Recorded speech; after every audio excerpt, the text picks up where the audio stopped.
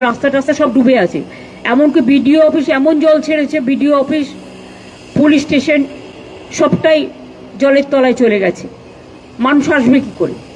তা সত্ত্বেও আমরা চেষ্টা করব চা বাগান পর্যন্ত, নাগরাকাটায় যাওয়ার, যেখান পর্যন্ত যাওয়া যায় সেখানে গিয়ে যদি পরিবারগুলো কেউ থাকে তাদের মিট করার চেষ্টা করব। আর আগামীকাল তারপরে আমরা হাসিমারা থেকে বাগডোগরা ফিরে আসবো রাতে, এবং আগামীকাল আমরা মিরিকে যতদূর যাওয়া যায়, যে পর্যন্ত, সেই পর্যন্ত যাব। আমরা আগেও আপনারা জানেন যে কলকাতার বৃষ্টিতে যারা মারা গিয়েছিল আমরা একটা কম্পেনসেশন ডিক্লেয়ার করেছি, কিন্তু পাহাড় একটু আলাদা, পাহাড় একটু কস্টলি।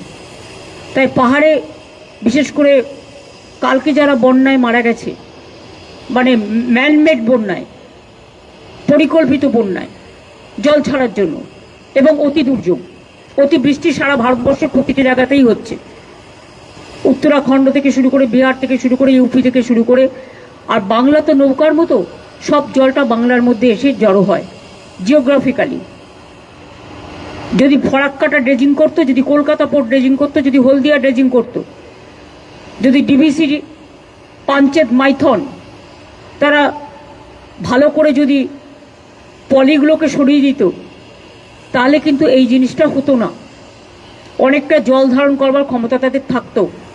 তা সত্ত্বেও আপনাদের মনে রাখতে হবে, আমরা 5.5 লক্ষ পুকুর কেটেছি নতুন করে, 500 চেক ড্যাম করেছি, তাতেও কিন্তু অনেকটা জল আমরা সংরক্ষণ করতে পারছি। কিন্তু গঙ্গা সংস্করণ হয় না। গঙ্গা সংস্করণ নামে অত নমামি গঙ্গা, কত মুখে মুখে বাত, বড় বড় বাত, দিলকা বাত, ভাষণ চলেছে, কিন্তু কাজের কাজ কিছু হয়নি।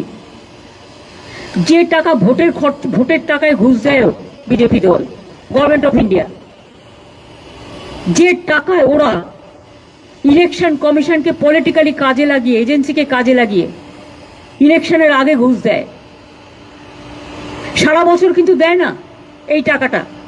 আমাদের উন্নয়নের টাকাটাও গ্রামীণ রাস্তা থেকে শুরু করে, 100 দিনের কাজ থেকে শুরু করে, বন্যার টাকা থেকে শুরু করে,